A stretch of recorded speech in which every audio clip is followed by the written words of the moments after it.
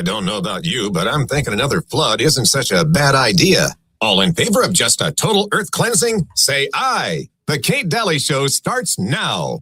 Many years ago, our client was the BeachNet Packing Company.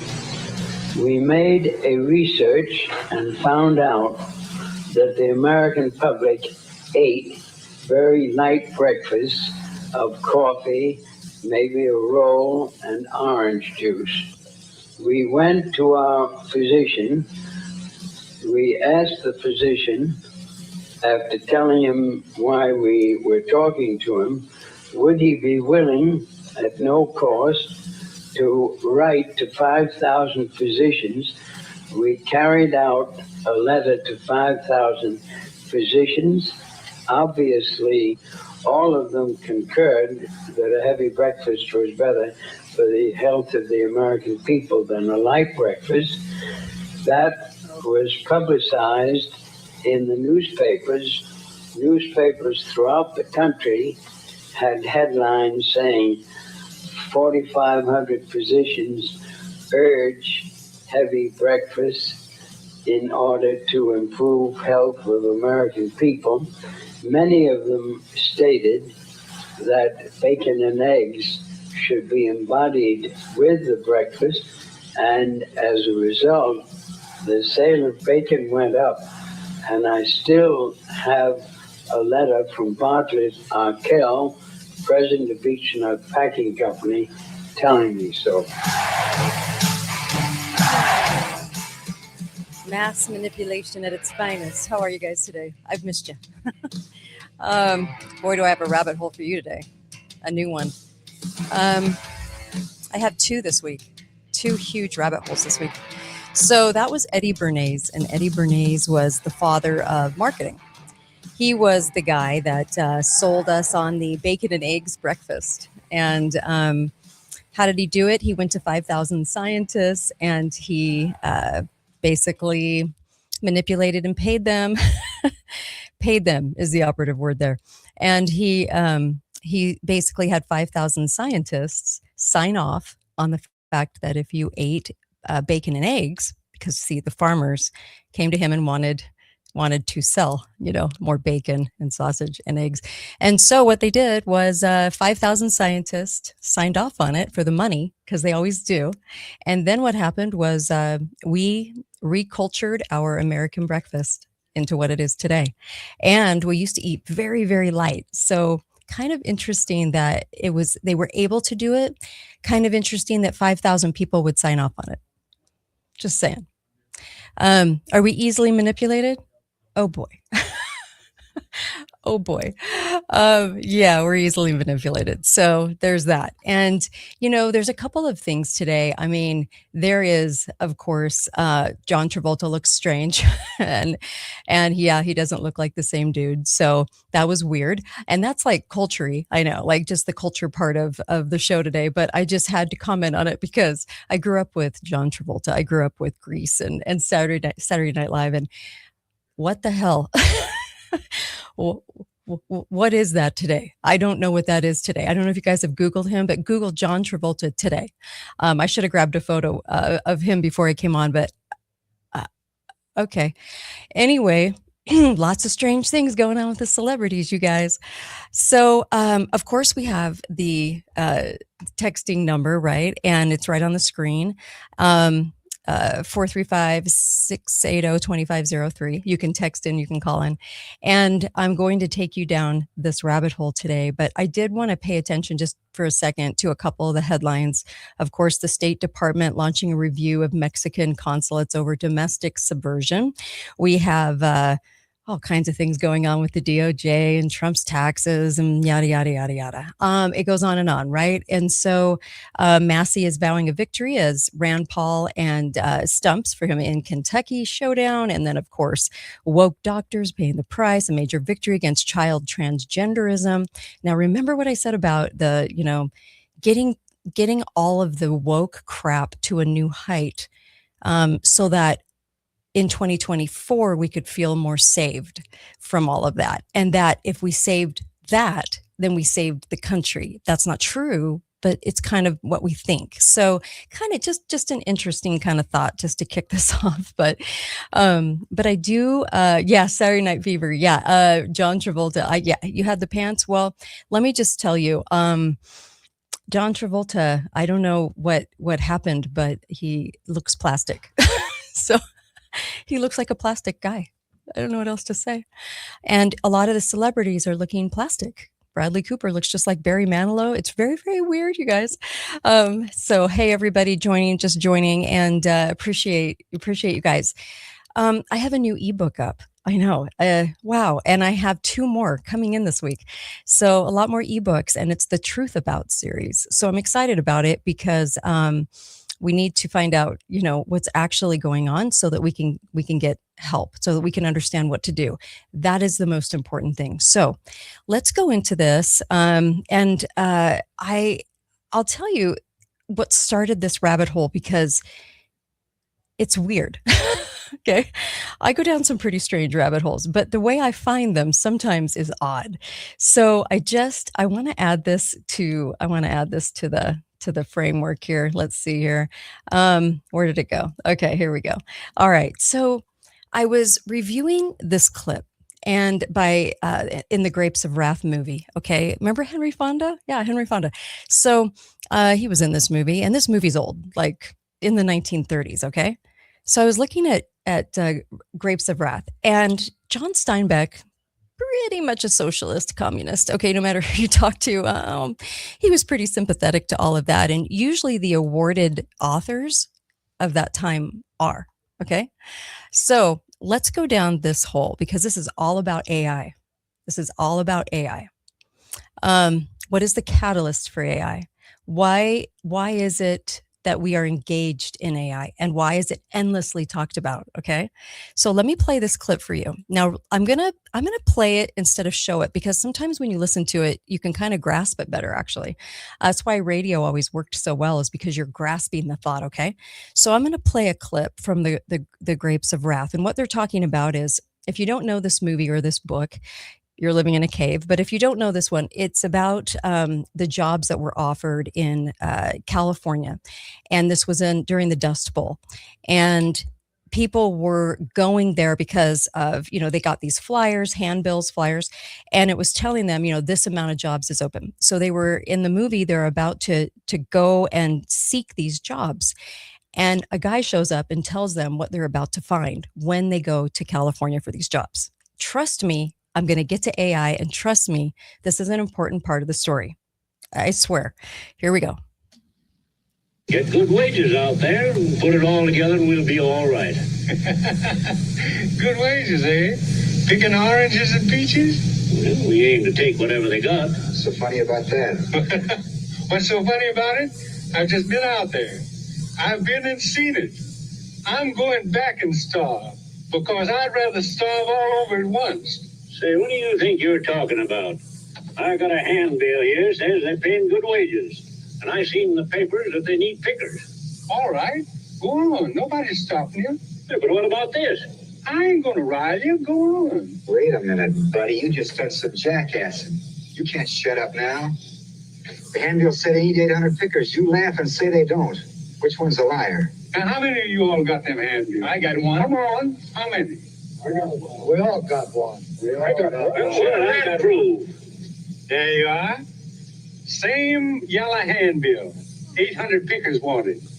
All right, the man wants 800 men. So he prints 5,000 handbills, and maybe 20,000 people see him. And maybe 2,000 or 3,000 people start west on account of that handbill. 2,000 or 3,000 people that are crazy with worry, heading out for 800 jobs. Now, does that make sense? Say, what are you, a troublemaker? You sure you ain't one of them labor fakes? I swear I ain't, mister. Well, don't you go around here trying to stir up any trouble. I tried to tell you folks what it took me a year to find out. Took 2 kids dead. Took my wife dead to show me. But nobody could tell me neither. I can't tell you about them little fellas laying in the tent with their bellies swelled out and just skin over their bones, a shivering and a whining like pups, and me a running around looking for work. Not for money, not for wages, just for a cup of flour and a spoon of lard. Then the coroner come. Them children died of heart failure, he said. He put it down in his paper. Heart failure? And that little belly stuck out like a pig bladder? Interesting clip. Okay. And I'm laughing over the clip because was he sort of a socialist communist?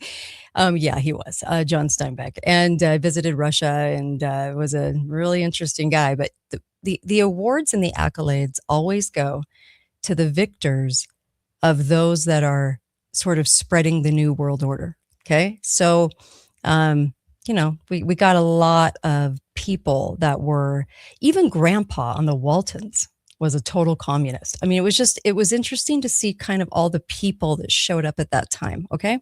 So I'm talking about a rabbit hole about AI, and trust me, it connects. I promise you. I know it sounds weird, but I promise you. So this was a rabbit hole I started going down, and by the way, I'll take a caller before I go down the rabbit hole. Why not? Go ahead, caller. Yes, back to your clip from Yeah. the movie. Yeah. I've seen it a few times. Yeah. So what was implied there is that capitalism is what's starving those kids. It's capitalism. Mhm. And yet it's the Great Depression. Yes. And who created the Great know. Depression?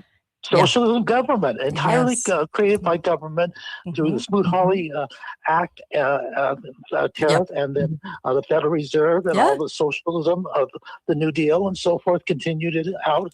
So it was socialism created that condition, and they're implying and blaming it on capitalism. Yes, they are. Thank you for that. I'm about to go there. Thank you. You're beating me to the punch a little bit. Okay, so I really appreciate that, though. Okay, so let's go down this for just a second, okay? Because this is a weird rabbit hole. This isn't a normal one. So I was thinking about AI, and I was thinking about Bitcoin, and I was thinking about all of these things, and I know there's more to the story. And when I heard this clip, and the caller was exactly right. See that, because that's John Steinbeck. Okay, so he's going to frame it right to be against capitalism. Okay, I am not against capitalism. I rather love capitalism and think that this country has succeeded because of it. It isn't without its issues and problems with politicians getting involved in the government, but I love capitalism. Okay, so here we go. So then I started thinking about, I was thinking about these fake jobs, and I was thinking about the Great Depression and how manipulated that was, because I've done shows on the Great Depression. I've done shows on how it was so coordinated. I mean, the right people got out at the right time and the right people got back in at the right time. I mean, it was just so coordinated by the bankers and by the deep state. So I was thinking about that. And then, of course, I was thinking a little bit about the gold rush. It reminded me of the gold rush. Now, a lot of people do not realize what the gold rush, how manipulated the gold rush was. And what I find kind of fascinating about the gold rush era, is that when President Polk got up and said to the entire nation, they have found some nuggets of gold. Okay. So a president is standing there, a president of the United States. And so far there's a few stories. It's not like super substantiated or anything, but this is what President Polk wrote. Okay. He said, now listen to this statement. It's a really odd statement. The accounts of abundance of gold are of such an extraordinary character as would scarcely command belief that they were not corroborated by the authentic reports of officers in public service. Okay, it's kind of wordy. Let me say it again. The accounts of abundance of gold, okay, and there was only a few, are of such an extraordinary character as would scarcely command belief that they were not corroborated by the authentic reports of officers in public service. So there was only a couple of reports. You can hardly believe it, but it was substantiated by government, is basically what he's saying there. And so it was almost like he was admitting a lie at the same time he was publicly promoting the gold rush. Okay.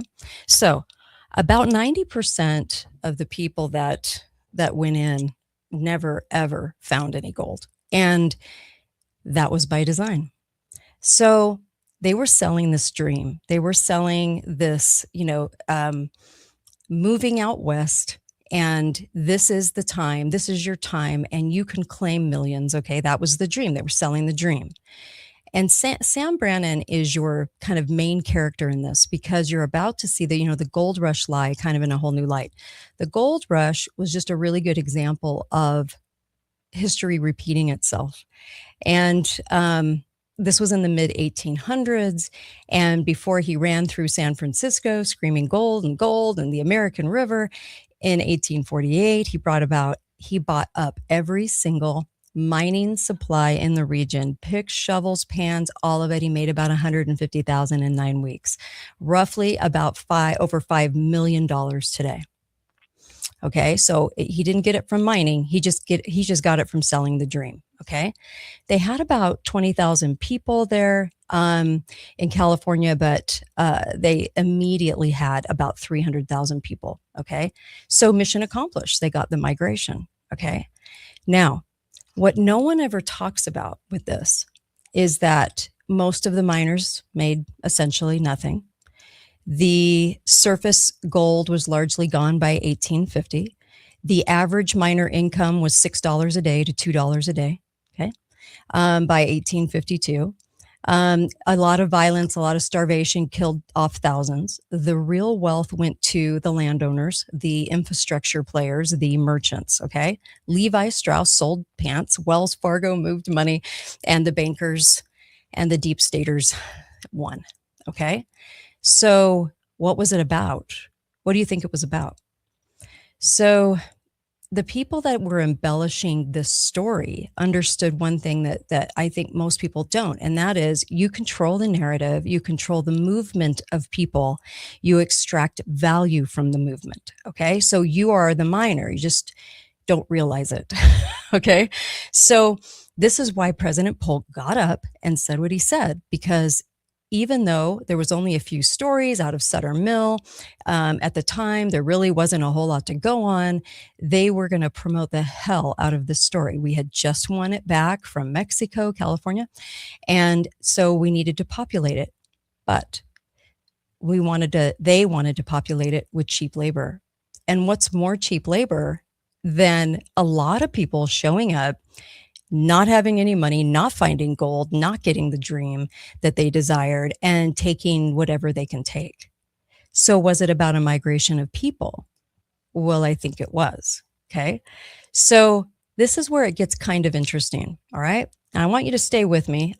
So I kept thinking about why things are promoted in the press. Why are we here? What is going on with us today? Because we know history repeats.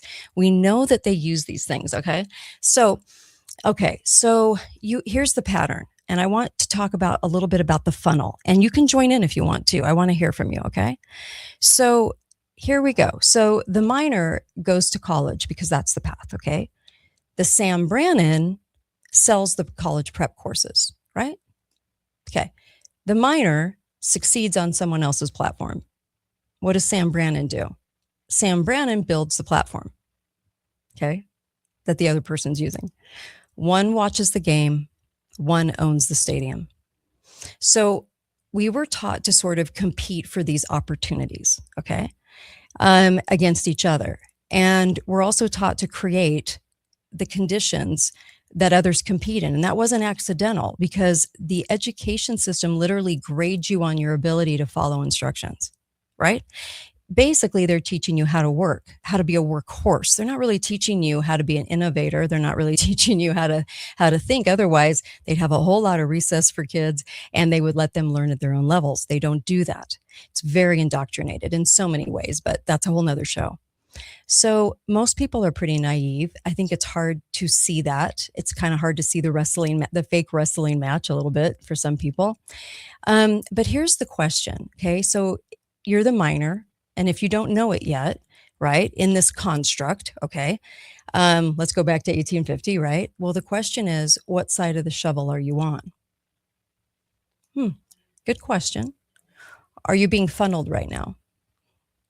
but we just don't know it. Interesting. Okay.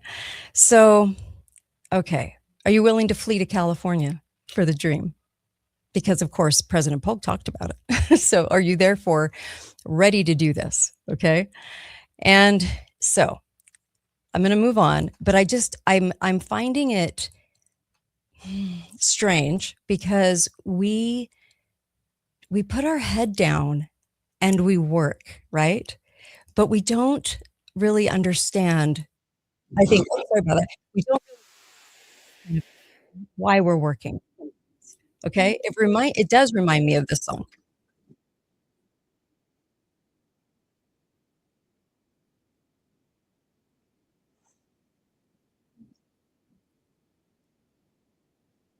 Right? Okay. So it kind of reminds me of that. And the whole 16 tons, you are a government worker. You are going to be part of what we tell you to be. Okay. And so it's going to get more interesting. You ready for this? So this ebook, by the way, is available today, and you can get it because I had never really. I'm kind of embarrassed to say, actually, I hadn't really come to this direct conclusion before that I'm about to tell you today. I hadn't gone there. I mean, I've gone around it, and I knew it was there. It was right in front of my face, but I hadn't really gone there. Does that make sense? Okay. So, all right. So here we are. I have to take a really quick drink. Okay. Here we go. So you have to stop asking sort of like, how do I find gold?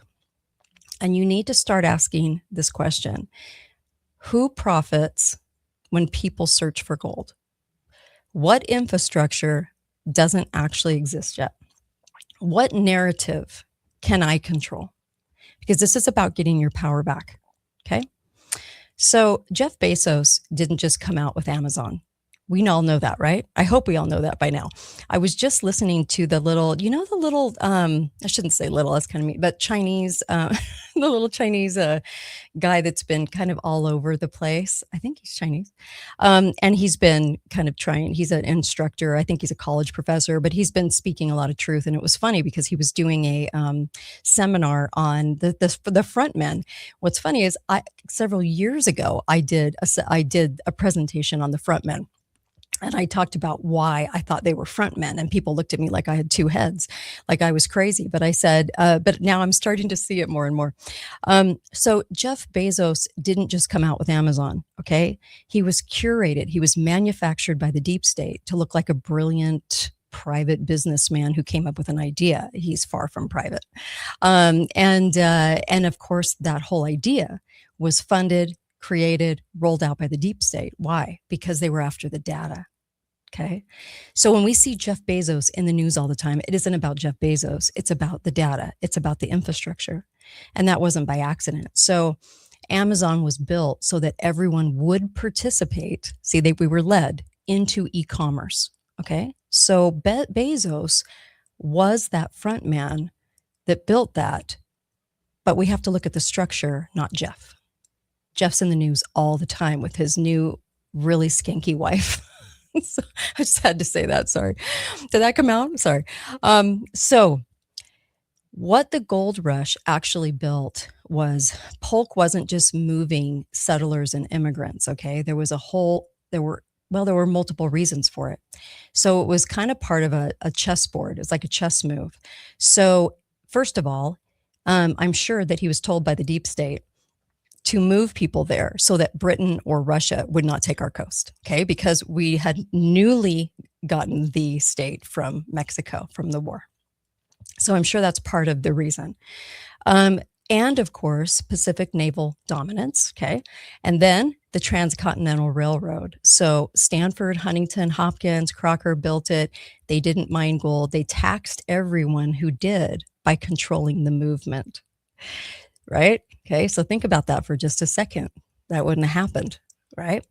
And then you have California's population base, which eventually became Hollywood, Silicon Valley, and military industrial complex. Okay, so all of these crazy things. Okay, so let me keep going here. I have notes, so I stay on track today. So the gold was never really the point, okay? And the gold rush, the AI panic narrative. What is the AI panic narrative right now? AI will replace you unless you adapt now. Does that sound familiar? Of course it does. You've been hearing it. Here's 2 headlines for you. AI could wipe out most white-collar jobs within 12 months. That was just in February. AI could wipe out most white-collar jobs within 12 months. Here's another headline. MIT expert warns against replacing Gen Z entry-level workers with AI. How else will people learn? Companies, CEOs, everyone is clamoring right now. Everyone's talking about it. Why? Because it's in the news right now, all the time. And it's constantly reminding you that you're about to be obsolete. So you better learn it, right? Okay. So, all right. So it reminds me of the phrase, there's gold in them hills unless you move now to stake your claim and get it, doesn't it? Almost have an accent. Okay. So OpenAI releases ChatGPT and we get to use it for free and tell it things and it stores info. Okay. Mass panic is triggered. And 100 million people, I don't know if people realize this, but on this platform in the first 60 days, 100 million people fled this platform. It was the fastest adoption in history. Who benefits? Well, you just trained their model. You were the miner, okay? They own the infrastructure that you just fed. So, I've done it too. We all have, probably in some way.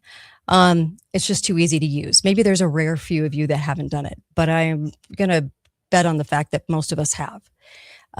We get used to it. It's free. It's easy. There might be a little extra charge. No big deal. It's kind of like buying Netflix, right? So no big deal, but hey, it saves a lot of time and it's convenient and you're finding new ways to use it, right? Becoming very, very dependent on it.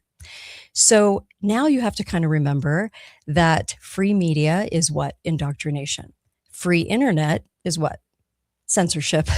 Free AI chat gets us used to going to it for answers, dependence. It becomes our brain and it talks to us like it's our brain and it gets to know us like it's our brain, right? Because it'll say, oh, remember when you brought up such and such? Okay. So, all right. So by the way, here's a little side note for you. Access to the internet and Chat GPT will probably require our obedience later on. Just saying. So now you have to kind of go through who benefits. So Microsoft invested $13 billion into OpenAI, so I can't talk today, before the panic narrative hit all of the mainstream. So they were Sam Brannan, right? Quietly buying all the shovels. The greater economy lie is that anyone can build an audience and make money online. I know you've seen it. You've seen a lot of videos where people are like, oh my gosh, you can make $5 million in 5 minutes. Just follow these steps, just do this. Okay. So 50 million people now identify as creators, digital creators. 97% earn below the poverty line, but they don't really say that. YouTube keeps 45% of the ad revenue, and then you make a little cash. So TikTok owns your content forever in the fine print. Most people don't realize that. And the platforms really didn't create the creator economy for you. They created it to generate infinite free content while you compete with your shovels for scraps. We're all miners. They're all miners. Just don't see it. Okay.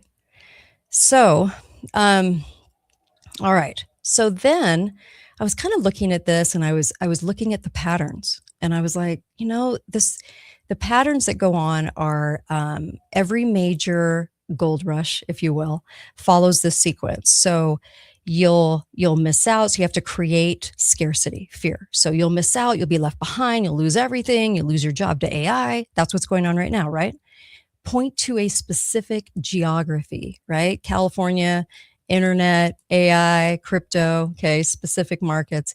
Then, of course, infrastructure owners position before the narrative drops, always. The masses move, right? Thoughts change in this way. We're not moving physically, but our minds are. And our minds are worried about it. And our minds are looking at it and seeing it as the future. It isn't necessarily the future as much as it's a means to the end. And I'll get to that in just a second. Yeah. So the extraction of value happens at the infrastructure level. Okay. So we're only at the participation trophy level. So that's our level right now. You're participating. You're that guy that gets that little tiny ribbon. Okay. So you're starting to realize this, and you're right, because there's always something underneath all of these layers, and it's population control through voluntary means. It's easier than force. You don't have to be forced. They don't have to do it by gun. Okay. They don't have to do it by telling you to do it. They can just move you in a direction. So if you give people a compelling enough narrative, right? Gold, freedom, opportunity, fear of missing out, then they will self-organize and do exactly what serves the infrastructure, what serves the larger agenda. In 1848, it was moving. And now it's getting on the internet to create something so that you can get in on it before it gets in on you. Okay. No army needed, no mandate, just a story, and a very convincing one at that. And that's what Polk understood. That's what Bezos understood. It's what Elon, Bill Gates, Steve Jobs, Mark Zuckerberg, all the front men, that's what they understand. So it's same thing with Bill Gates. You see him in the news every day. I swear to you, he's been in the news every day since 1990. I mean, you can't get rid of this guy. Well, actually, since 1980. But it isn't about Bill Gates. It's about Windows. A window into every home. A personal computer into every home. They set up the structure. So, okay. So what is, Bill Gates is evil. Believe me. I'm not saying he's not. I'm just saying he's a front man. What I'm saying is, don't look at the structure. I mean, they're trying to tell you not to look at the structure. They just want you focused on Bill Gates. All right. So the infrastructure, right now, right? So what infrastructure are you positioned around right now? You may be thinking right now, what is the outcome with AI? What's planned? That was my question, right? What outcome is already decided? You're just watching it be executed. And this might sting a little because this is hard to hear sometimes, but it does not leave me without hope. And it also says to me that in the next 3 to 4 years, you're going to see some pretty hard results with this. But this is the reason I'm doing this. And the reason I put together the ebook is so that we can get a little bit of a head start on maybe what to do as this is rolling in, because we're not going to stop this. So I always talk about solutions, and I'll talk about a few, but the rest are going to be in the ebook. And boy, is it packed with exactly what you should do in specifics. Okay. So the learn AI or die narrative, you've been hearing a lot about this, and every LinkedIn post, every boot camp ad. I mean, AI won't replace someone, using AI will. And you've seen that on all kinds of memes, right? So this is the gold rush right now. They've already ran the numbers, and 100 million ChatGPT users in 60 days, 2 billion visits monthly. People are using it more than Google now. They're using it to look everything up. So you learning AI feeds the infrastructure. You are actually in the mine mining. You have a shovel. You're using your pick and shovel. You're creating these mines. And that's what people don't understand. Every prompt you write improves their model. Every workflow you build creates dependency. Every skill you develop is built on infrastructure. They can reprice, they can restrict, they can remove tomorrow. You are mining in their gold mine right now. And it might not be you specifically, but I know you know people that are doing this. Okay. So this mass adoption, this panic narrative deployed, it's in the news every single day. And boy, didn't it just kind of pop up? It's kind of weird, right? It just sort of popped up. And then of course, 50 million Learn AI courses were sold. Workforce voluntarily restructures around all of this. Dependency is created, and 1 to 2 years, right, away, right? So in 2027, 2028, there'll be hundreds of AI companies, and then there's going to be 3 to 4. Why do I say that? Because they do it with the airlines. Look what just happened to Spirit. Look what they did to the media. Media has what? Is it down to 4 now, owners, instead of 5? It was 5 for a long time. Used to be a lot more than that. Remember the banks? Remember they were all privately owned across America? They're not anymore, right? So they're conglomerates, okay? So the rest get acquired, killed, gone. They're gone. And Microsoft, Google, Amazon, maybe Meta, that's who's going to be left in the AI space. So a lot of people don't realize that either. And I think that that's kind of eye-opening for people to understand that it always goes to 3 or 4. Okay. Same with newspapers too. Did you guys notice that one too? All right. So this has already happened. So your search engine, Google kind of ate everything in its path because Sam was a front man, right? And the creator of Google, just like Sam Altman is with AI. So all front men and not boy geniuses, all run by the government, infrastructure run by the government, paid for by the government, data goes to the government. And that's why Google got on top. That's why Google became Uno number 10, is because they wanted it to. So the infrastructure was built around them becoming number 1, not Yahoo. Yahoo was just the beginning. That was just the stepping stone, right? So I remember people all the time were using Yahoo and all kinds of different ones. And then all of a sudden it was just Google. It was plastered in Google. It was mentioned in the movies. It was everywhere. That's by design. It's by design more than you think it is. Okay. So, social media right now, Meta absorbed or destroyed all of its competitors. We haven't had a new one crop up. If you notice that, we have TikTok and Insta, we have X, we have Facebook, but we don't have any we don't really have any others. It's basically those. Those are the ones everyone uses. We're told to use them. We do use them. I use them for work, which I hate, but isn't that interesting that it is, we haven't really, you don't see a lot of people inventing a lot of new ones, do you? Am I wrong? Okay, so right now, e-commerce, Amazon controls over 37.8 of all of us in e-commerce right now. So almost 40% shop everything pretty much online, except for groceries a lot of the time, but sometimes they buy them there too. In fact, I don't know if you guys even know this, Amazon developed a health insurance, sort of, for $99 a year. You can do all the telehealth visits you want to get antibiotics and to get all kinds of stuff. I mean, you name it, you can get it. Not controlled substance, but like medical visits. Or you can not join and just pay $29 to do that. They are developing the health insurance. Why? Why are they doing it? And the first thing I noticed was that, yeah, they're doing it because they will own health insurance. It'll go down to a couple of owners. You just watch. You just watch, because the whole system now is Obamacare. It's all computerized. It's primed. It's ready. That infrastructure was built so that everything would be consolidated and consolidated easily. That's so scary. That's what's so scary about it.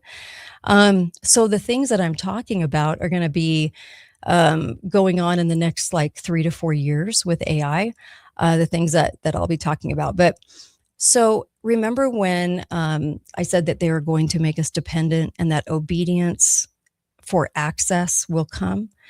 I do believe that's going to happen, because there would be no other reason to send it out as a freebie for us to become dependent. So in order for us, so the dependency upon the system by which we're going to get very used to, because it's so fast and convenient and nothing else is. Who's going to go back to the library for answers? Who's going to go buy encyclopedias? No one. Who's going to, no one's going to do it. No one's going to want to do it. So the dependency comes with a very high price, because it will be tiered, I think, later on. It's going to come in tiers. Your obedience will dictate those tiers, sadly. So your free tools are kind of a land grab strategy.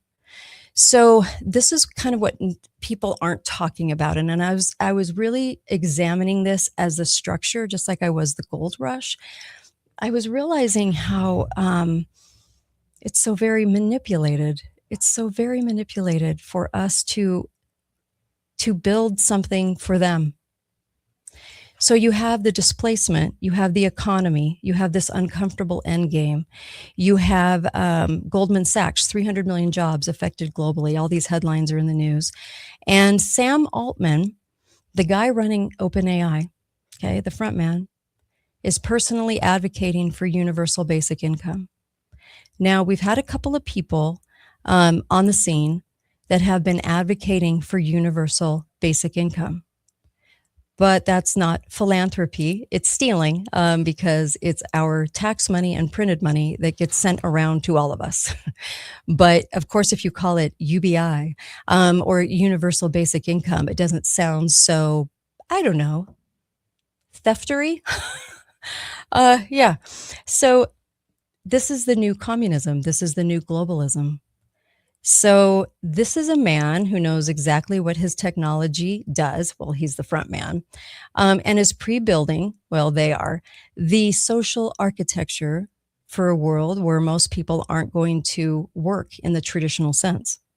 So UBI sounds generous. It is dependency at a civilization scale because you can take your $2,500 a month or whatever the amount is, and hopefully you can live on it as a minor. I don't know. Can you? People can't live on Social Security. It's very, very difficult. They can, but it's very hard. And this is the control. So if you're the minor and you want the minor outcome, then you're going to learn to use AI tools because that's what you're told to do. You're going to become more productive for your employer because that's what you're told to do. You're going to help your company need fewer people because that's what you're told to do. And eventually become one of the people that they need fewer of. So I know this is a lot to take in because I'm going to go, through a couple of things here. This is the ebook that is up right now. And let me just say that a lot of people aren't going to connect the next few dots. Okay, caller, go right ahead. Yes. So the two biggest problems with AI, and it's the ethical problem, and we have, it could be like nuclear energy, could be used for good or for harm. And also the virus, and they want to blame AI. No, it's the people using it that's going to do the harm. Now, AI can be used for good. My dentist was just telling me how it's helped in diagnosing conditions and things like that. So we have to always approach this. Is this a used to expand tyranny, for example, surveillance? And also the AI is going to probably play a really major role in the implementation of tyranny and such things as the digital ID and and monitoring your deciding what you can buy and whether you can and what you can purchase and sell and so forth. But so we have to really look at it that way. So whenever we look at any issue with AI, and the other issue is you pointed out is monopoly, just like the media, as you pointed out. When you have a monopoly of what the facts are, you're going to have they're going to be dishing out nothing but a great deal of lies. So we have to always have free markets and for the obtaining of facts and truth. I do agree with you. Thank you. Totally reminds me of this.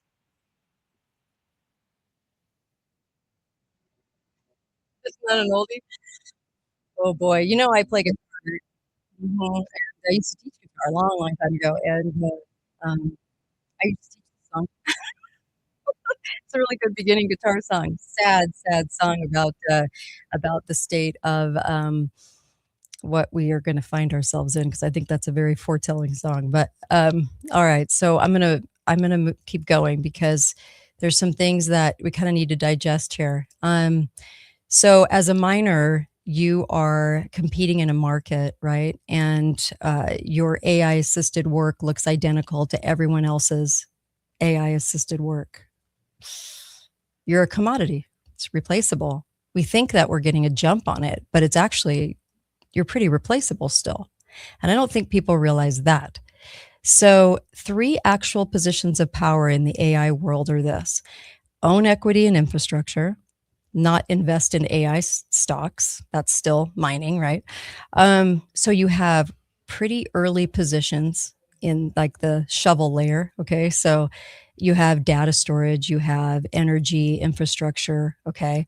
And you have supply chains. Okay. So then you have to be what? You have to be what AI structurally cannot replace. And I mean, like, not be creative, like, go be creative, not like that, but there's a couple of things to do here. One is trust relationships. AI cannot have a 15-year relationship with a client. You can, though. You're a person, you're unique. As far as the physical presence goes, trades, medical hands, anything requiring, a body, hands-on work, those things cannot be replaced by AI. Legal accountability, someone that has to sign their name, cannot be. Genuine taste, a valued opinion or a valued taste. So judgment. AI doesn't have good judgment. It can't judge like a human can. We take in pieces and parts and we judge them, right?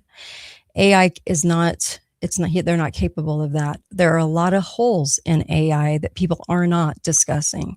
So you being an authentic you making sure that you're as authentic as you can be in what you do actually will make a huge difference for you. So, yeah, I know. And I know that as I'm talking about this, I know that I'm looking back at the past and I'm looking back at the gold mine rush. Okay. And it was a migration. Then I look at the Great Depression and how manipulated it was. And what did that bring on? It brought on FDR and the New Deal because the 30s set up the 40s, right, for that. And also the 30s brought in this poverty level, right? So people did not know what to do, And, my dad still has the stamps. My dad was born in 1934. He still has the stamp book that they used to get for rations. Okay. And so when I'm going back in history, and you can kind of see how they curate these kinds of things, people were open to what FDR was bringing, and he's celebrated as a hero. He's no hero, but he's celebrated that way. Lots of documentaries about him, boasting him up, and making sure people honor him as a hero. He stood for America. And I heard this one the other day. He changed the soul of America. Yeah, he did. And it was dark. Yeah, it was not good. But anyway, FDR comes on the scene because people had this overnight poverty, right? It took about a year for the banks, for all of that to happen, by the way. It wasn't as instantaneous as we think it was. But over the course of a year, people started just kind of losing. Most people lost everything. And when that happened, I shouldn't say a good percentage. And it set up the mindset. Okay. And that mindset was, we will take socialism. We will take Social Security. We will take farm subsidy. We will take these things because heaven forbid that were to happen again. We don't want to be left like that. And we need safety nets. Now, in the past, basically in the 1800s, whenever somebody wanted a barn to be built or a building to be built, I know people think the Amish do this, but people did this in communities all over the place, and everyone would join in. They would make food. They made a day of it. Okay. And they would build a barn together. They would build somebody's house. They would build the construct. Okay. You didn't just go hire a contractor. The community came in to help. And everyone got a turn at that so that they were each other's economy. And it wasn't just the Amish. I know you probably hear just the Amish have done that, but there were so many county cities doing that.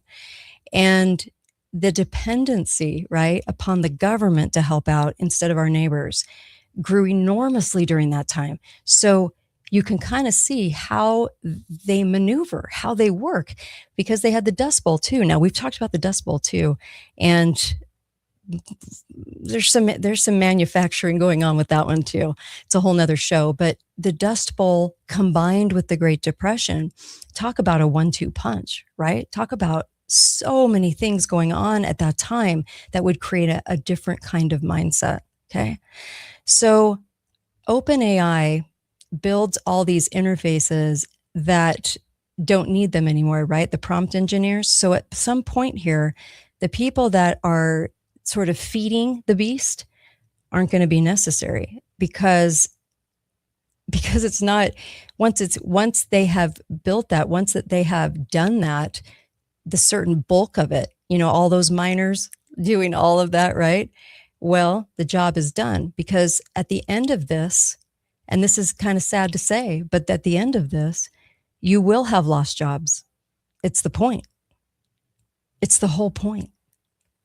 Now, on the show, we talk a lot about, digital ID, and that is part of it. Digital ID coming in, we talk about all of these control mechanisms, but I don't think we ever talk about the end game, the means to the end of AI. When people picture AI, they picture sort of this open window of trajectory, where it's going to go forever. Okay. But they don't see it as a structure, as a means to an end. Why are they highlighting it every day? Why are they talking about it every day? Why do they have you fearing it every day? Okay. Why are we so consumed with it right now? And it's in our face all the time. It's being talked about consistently. Why? Because in the mindset game of this, you are then turned into this miner. You feed the beast. You figure out ways that it can help you to get ahead for right now, but those are small pickings compared to the big structure of it. Because the end game is honestly the loss of jobs. Why? Because they're doing what they just did with FDR, but on steroids. Instead of the New Deal, this is the New Deal 0.2. When Sam Altman was talking about universal basic income, this is way more of a theme of an end game than people realize it is. We talk about the digital currency coming in. We talk about all these things coming in, but we don't necessarily concentrate on that. Why? Because the lefty loony bags out there, sorry, but it's true, love the idea of getting a paycheck. They love it. We are the laziest people on earth. So you know what? They love the idea of somebody sending them a check.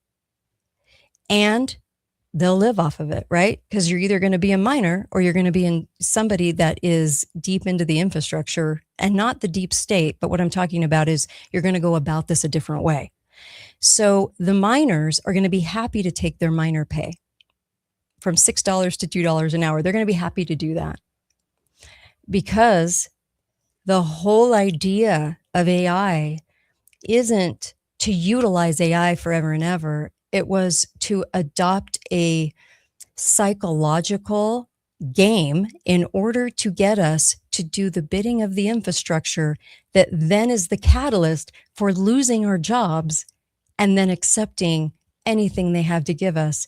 Because when you're in that state, when you can't meet those high mortgages, when you can't get those high utilities, when you can't do all of that, and that's what the data centers are for, to raise that level of utility cost into shortages. When you can't do that anymore, you will, not you probably, but most people out there will actually be so excited about universal basic income. It's the only way they can bring it in. And most people are not realizing that AI is the mechanism for that. They're not seeing that. You are right now, but they're not. What they're seeing is, I'm going to use AI forever and it's going to make me money. But they will become obsolete in that game. They won't be permitted to use that infrastructure to make money forever, because it won't be needed. The market will be flooded. Okay. You guys have any thoughts about this? I'm actually really curious to know, because this is I'm the guest. Who's the guest? Me. This is my ebook. Somebody's saying that on YouTube. This is my ebook. I just put this out. Now, there's so much more to this. There's so much more to this. But this is what I'm going to do. So being a truth teller in media is a little different than being owned in media. And there's a lot of people that are owned. We've had talks about this. So what I'm going to do is, this also helps the show. And you can go grab this at katetalks.myshopify.com. katetalks.myshopify.com. The whole it's 30 pages. The whole last half of this is exactly what you do to not be the miner, but to be smart about it, because we're not seeing that part. We're not understanding this end game part of it. Universal basic income started being brought up by the leftists running for office. You remember that? And they started kind of putting it out there. They weren't the initial authors of it, but they started kind of promoting it in little bits and pieces. But Sam Altman over AI, he has a huge desire to do it. He brings it up from time to time, but it's not being brought up all the time. So think about the Obama checks. Think about the 2020 checks. We have been completely primed, right, for this surge of universal basic income. This is coming. It's a gut punch.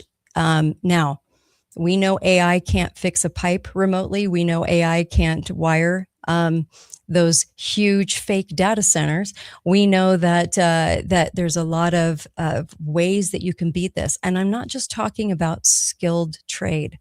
I'm talking about a lot of other things in this book, because a lot of things came up for me that I thought were kind of different than what I've heard before. So all the miners right now are learning Python. Okay, they're learning how to be in the system. The tradespeople are quietly becoming the most valuable people in the room. They don't realize it, but they are. And there'll be a lot of money to be made if you can have a skill. But this is even beyond that. So this is not just the last half of this ebook. There's way more to this.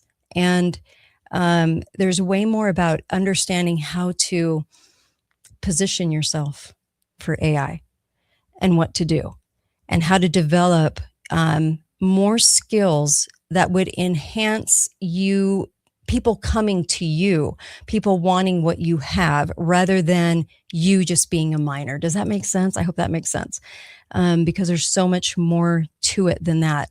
When I realized that AI was the catalyst for the New Deal Part 2. And this is why Trump kept saying President Trump kept saying, well, I'm going to give you checks. Remember that? When he first got into office the second time, it was like $5,000 checks. What happened to those? Nothing. But what was it for? Why was he told to say that? Because I do think he's given direction. He was told to say that as a primer. They have been priming that pump since Obama.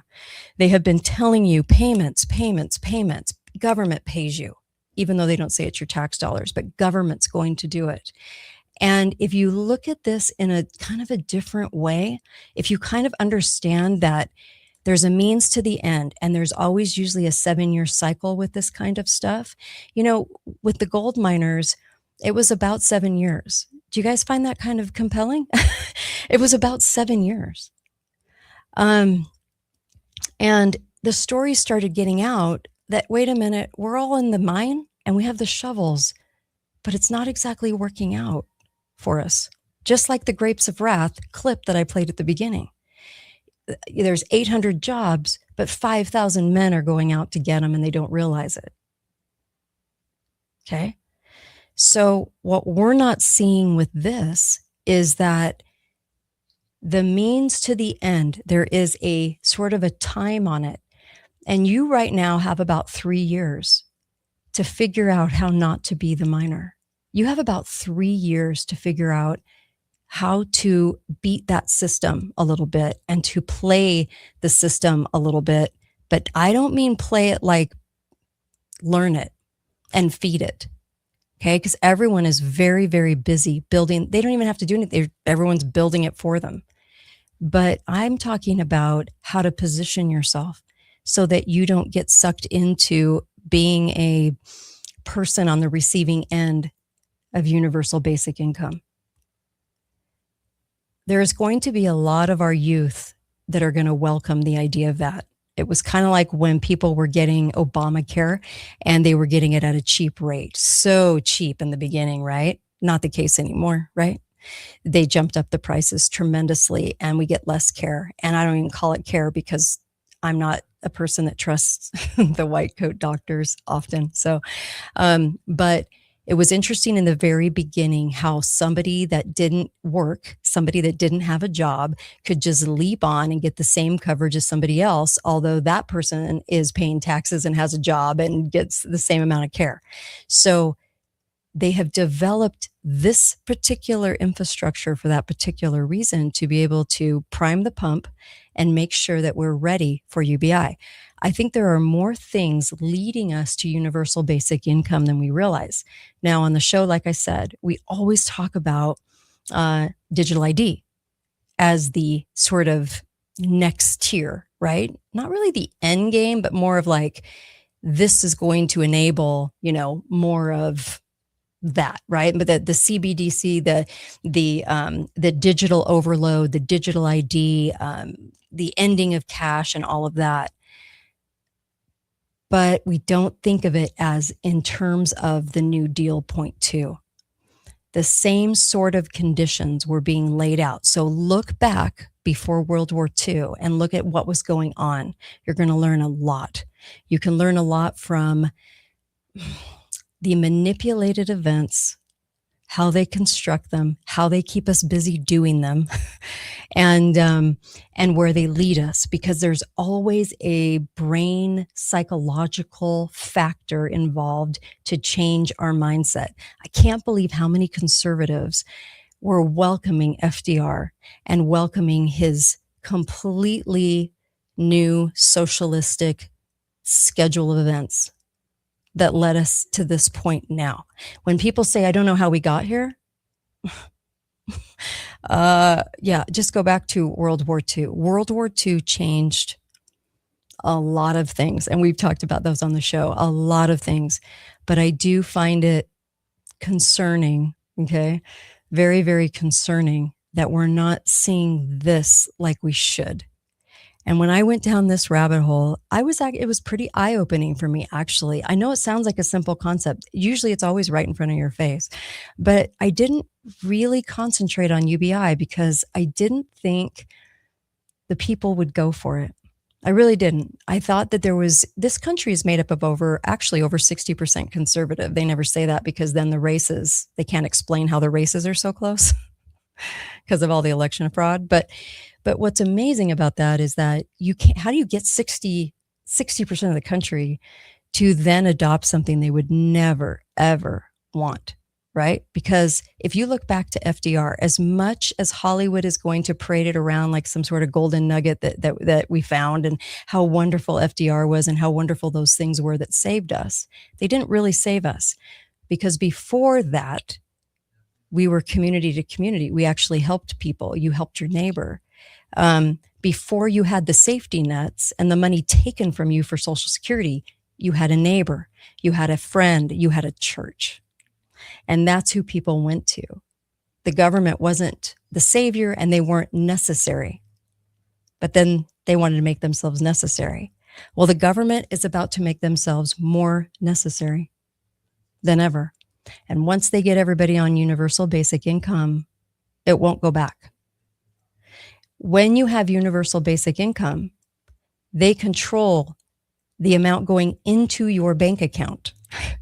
Right now, we're the minors in a way, right? All of us are in this construct of just basically in the citizenship thing.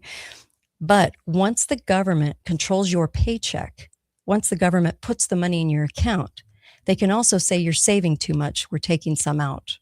You've bought too many of this or that, we're taking it out. You seem a little unhealthy, and I think that you need to not buy that at the grocery store.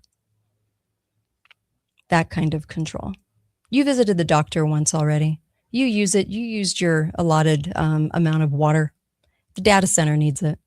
Why does the data center need good, clean water? Keep asking yourselves that, because I keep having those conversations with people. They don't need clean water. I don't think they need as much water as you think. So those questions are not being asked. But I will tell you that universal basic income is coming, and that AI is the construct to bring it in. AI, Obamacare, there's several things that actually work together to develop a mindset ready for AI. And I promise you, now that you have heard this, I don't think you're going to be able to unsee that. So look at the theatrics around AI. Look at the fear. Look at the amount of headlines directed toward fear that you better get on board or you will be left behind. They are desperate for minors. They're desperate for this. They want this. They want these minors. And I guess we have a choice, right? So you have a choice to be one or not. And right now, with the allotted time in this 7-year cycle of rolling AI out, you have you have a few years, a couple of years. I would say by 2029, and I usually don't predict on the show, but I will say by 2029, that we will be seeing a lot of job loss across America, a lot of job loss. It'll come in a couple different ways. It also like you know how they combined the Dust Bowl with, the Depression. See, you kind of gotta scatter your events. I think it will be like that a little bit too. I do. I think that they're setting it up so that if it's spread out, your events are spread out a little bit, you don't question them, right? But I wanted to bring this to your attention. I also wanted to show this to you. This is available right now at katetalks.myshopify.com. The whole last half of this is exactly the steps to take and what to do so that you are not the poor miner with your hand out for the UBI. And you're not the guy that went to California seeking a job that they were promised, okay, or that they thought they were promised and ending up desolate, right? This is something that's bigger than I think what we can comprehend sometimes. And I think that we don't realize how apt people are to jump on board when they're in a crisis. And we all know that emergencies are used for crisis. So whatever's coming our way, when they're good and ready and people have built this infrastructure for them and built all the data and input for them for control, it'll be really interesting to see how they market this to us. And believe me, people will take it. They'll take it. They'll have their hand out. That's how it works. So get the ebook. It supports the show, but man, there's some great info, and there's really great info as well that you really do need to share with kids and grandkids, because, I was sharing this with my own kids. When I say kids, they're in their 20s, but I was sharing this with them because this is so vital and important to be able to understand right now. When those miners went out west, they didn't realize they were being used.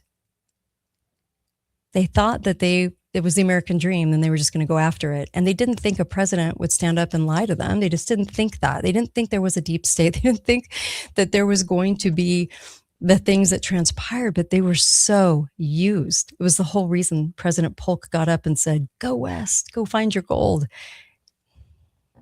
There was a whole lot there, more than meets the eye. And so they just didn't see it. And so we don't want to be that, I would imagine. I don't want to be that. You don't want to be that. So I so appreciate you tuning in. There are things that help me stay on the air and down these rabbit holes. And I have another one for Thursday that's a really important rabbit hole too. It's a strange one, but it's good. And it took me a long time. And so you can help the show. You can donate to the show.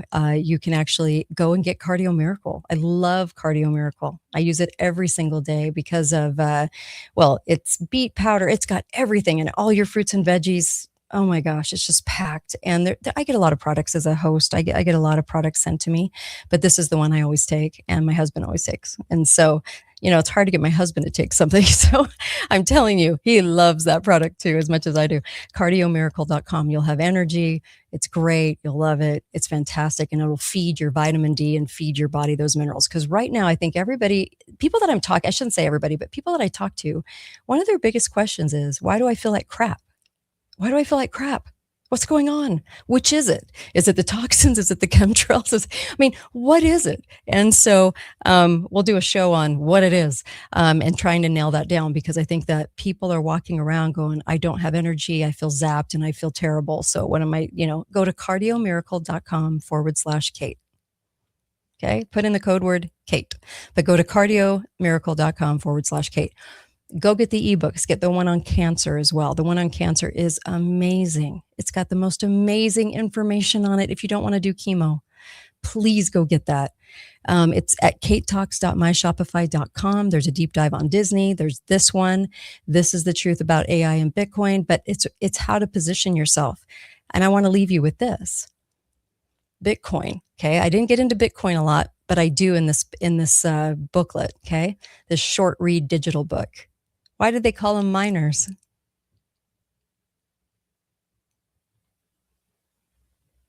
I will, I wish I had like a cricket sound. The miners. They called them miners. They're miners for Bitcoin. Also used by a front man to get us to think we're in charge of our freedom and money. What are their plans with that? There's more about that in the book. This is important, you guys. This is so important because I think we need to warn people about this. I think we need to make sure people understand this little history lesson, because I have never heard anyone bring it up this way in order to sort of look at history and see how they plan and execute the structures they build and how they manipulate the masses. We know we're manipulated and brainwashed, but we don't realize that it's on a scale of so for this kind of 7 or 8 years, we're going to deploy this and the people are going to think this way. And then for this 7 or 8 years, they're going to think this way. I always knew real estate was in those cycles of 7 years, but I never realized that this was. And I've done a hell of a lot of study, over 38,000 hours of research on the deep state government, history, lies, you name it. But this was, oh my gosh, because I've heard it being brought up, but not really connected as AI being the vehicle. AI is the vehicle for that. It will be, sadly, the greatest job loss we'll ever see. I think it'll actually make the depression look like child's play. I really do. And CBDC and all of that are going to make Bitcoin look like child's play. I really do. And they're called miners. I just could not stop thinking about that. I was like, you have got to be kidding. It's just weird. It's just weird. I don't know what else to say. So, all right. So I will try to, there is I thought there was a link to the cancer book on my website, but somebody's saying there's not. So I'll need to make sure and put that on katedalleyradio.com, but go to katetalks.myshopify.com, katetalks.myshopify.com and go get it. Go get it right now. You're going to want to read what I have to say in the last half, because I only went through the first half. There you go. History lesson, check. Part of a structured check, and realization that we are the miners in this, that we are the miners of 1848. Sadly, check. So I really do appreciate you guys. Thank you for tuning in. And I loved that Eddie Bernays clip at the beginning, because it says a lot, doesn't it? The Eddie Bernays clip and how manipulated we are. It's in a lot of different ways. What can I say? And there's so much more in this booklet that I could go over, but I do want you to grab it, support the show, and help out, because there's only a few truth tellers left. So I thank you for that. And go to the website. I think the Cardio Miracle link is there. And I really appreciate you guys. Be faithful, be fearless. You can find out why I say that on the website. And KateDalleyRadio.com. Sorry, I can't think today. Really appreciate you guys. Thank you. Thank you for tuning in. And I'll end with my intro music because I don't have my outro music today. Thank you. And I'll see you tomorrow.